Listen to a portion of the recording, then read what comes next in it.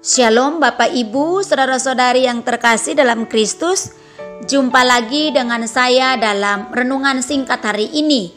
Doa dan harapan saya Bapak Ibu, saudara-saudari terpelihara baik dengan damai sejahtera daripada Tuhan kita Yesus Kristus. Sebelum kita merenungkan firman Tuhan, marilah kita berdoa. Sungguh kami mengucap syukur ya Tuhan, Allah yang begitu mengasihi kami. Kami datang di hadapan-Mu hari ini kembali lagi. Kami rindu untuk merenungkan firman-Mu. Karena kami tahu bahwa firman-Mu itu pelita bagi kaki kami dan terang bagi jalan hidup kami. Berbicaralah bagi kami ya Tuhan, karena kami telah siap untuk menikmati makanan rohani yang Engkau berikan kepada kami. Demi Kristus Yesus kami berdoa. Haleluya. Amin. Tema renungan singkat kita hari ini adalah tentang makna kesesakan. Bapak Ibu, saudara-saudari yang terkasih dalam Kristus, Abraham, Yusuf, Elia, Daud, Esther, Ayub, Yeremia, Daniel, Yohanes Pembaptis, Paulus, dan masih banyak lagi, bahkan Yesus sendiri, semuanya pernah mengalami atau melewati apa artinya kesesakan. Penulis surat Ibrani menyinggung tentang kesesakan yang dialami Yesus.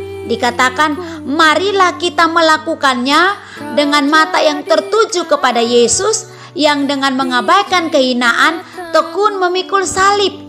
Ingatlah selalu akan Dia yang tekun menanggung bantahan yang sehebat itu terhadap dirinya dari pihak orang-orang berdosa, supaya jangan kamu menjadi lemah dan putus asa.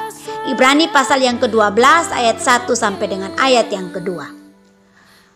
Godaan untuk tawar hati biasanya datang di saat kesesakan, karena kita tidak ingin berada di dalamnya, atau kita tidak mau lama-lama dalam kondisi atau berada dalam kesesakan tersebut.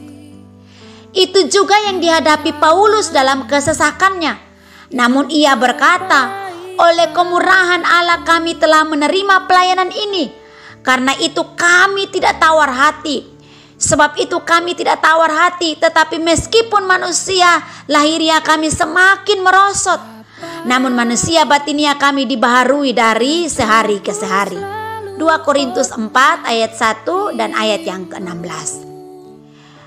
Bapak Ibu, saudara-saudari yang terkasih dalam Kristus, kesesakan adalah bagian yang tidak terelakkan dalam perjalanan kita bersama dengan Kristus.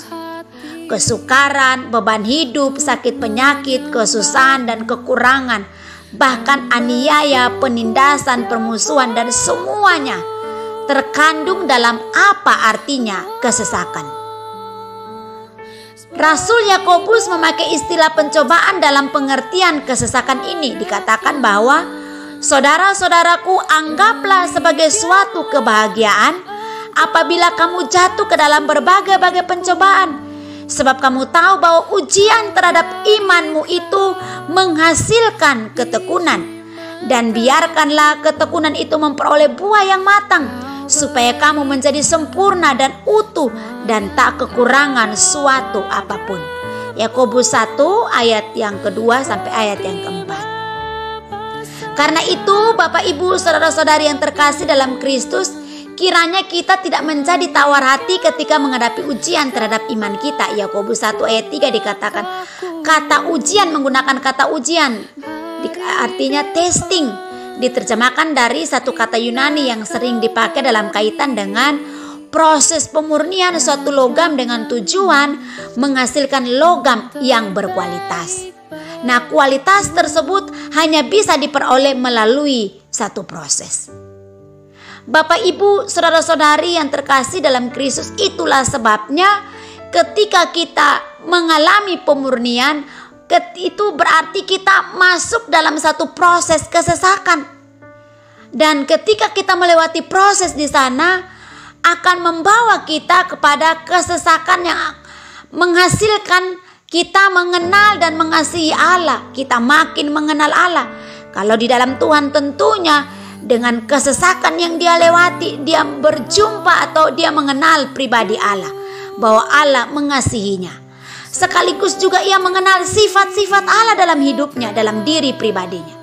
Sehingga genaplah apa yang dikatakan oleh Mazmur 73 ayat 26, dikatakan bahwa sekalipun dagingku dan hatiku habis lenyap, gunung batuku dan bagianku tetaplah Allah selama-lamanya. Mengapa sampai ketika kita diproses oleh Tuhan kita mengucapkan ayat ini, atau mungkin ketika kita berada dalam situasi itu kita mendapatkan rema dari Tuhan yang kita dapatkan di sana, bahwa sekalipun dagingku dan hatiku habis lenyap, bahwa Tuhan adalah gunung batuku dan bagianku tetaplah Allah selama-lamanya. Kita mengenal Allah, bahwa Dia Allah yang tidak pernah meninggalkan kita. Bapak, Ibu, saudara-saudari yang terkasih dalam Kristus, karena itu ketika menghadapi kesesakan janganlah kita menjadi tawar hati. Amsal 24 ayat 10 dikatakan, jika engkau tawar hati pada masa kesesakan, kecillah kekuatanmu. Namun sebaliknya ketika engkau menghadapi kesesakan engkau tidak tawar hati, maka besarlah kekuatanmu. Karena itu mari kita terus berharap mengandalkan Tuhan, supaya Allah memampukan kita ketika kita melewati atau masuk dalam proses kesesakan, dan pada akhirnya kita menang dan kita memperoleh kekuatan yang datang daripada Tuhan untuk menghadapi proses kehidupan ini. Kiranya Tuhan memberkati kita. Mari kita berdoa. Sungguh ya Tuhan, kami mengucap syukur untuk kebenaran firman-Mu. Di kesempatan hari ini kami boleh lagi mendengarkan. Hamba berdoa dalam nama Tuhan Yesus Kristus, biarlah Roh Kudus sendiri yang menerjemahkan kepada setiap kami yang mendengarkan uraian firman ini. Hamba berdoa dalam nama Yesus untuk setiap mereka yang mengalami pergumulan, kesulitan, sedang dalam proses kesesakan, sedang melewati proses kehidupan, aniaya, kesesakan, kesulitan, penderitaan. Hamba berdoa dalam nama Yesus, Roh Kudus memberi mereka kekuatan, kesanggupan, agar mereka mampu menghadapi proses kehidupan ini. Dijauhkan dari tawar hati, tapi biarlah mereka teguhkan hati mereka di dalam Engkau ya Tuhan. Terima kasih ya Bapa. Hamba berdoa di dalam nama Tuhan Yesus Kristus, yang adalah Tuhan dan Juru Selamat pribadi kami. Kami berdoa. Haleluya. Amin. Demikianlah renungan singkat hari ini. Doa dan harapan saya, Bapak, Ibu, saudara-saudari diberkati oleh Tuhan kita Yesus Kristus. Sampai ketemu lagi dalam renungan berikutnya. Doa saya, Tuhan memberkati Bapak, Ibu, saudara-saudari. Shalom.